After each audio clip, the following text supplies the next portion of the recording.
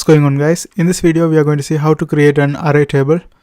Array table is basically we are going to print out the table with index number and array values. Now let's go ahead and create a title for that. First, system.out print line, and the title I give index and a tab \t for the tab and a value. Okay. Now in the next one we are going to create an array.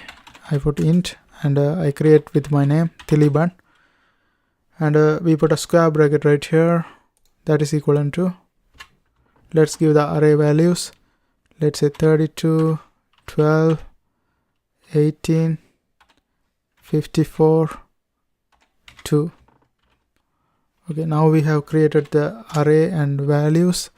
The next thing is we are going to print out the index numbers.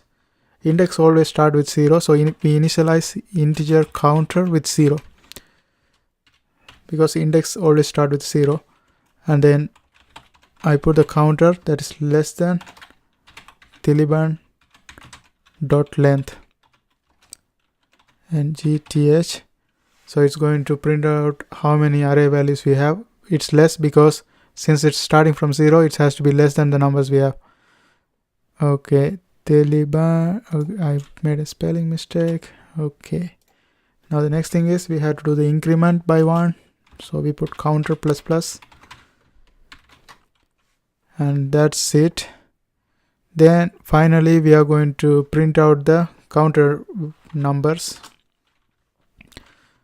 For that I put a system out statement, system.out print line counter plus \t and plus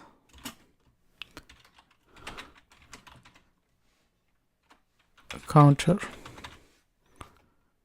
Okay, now that's it. Now let's go ahead and run this one.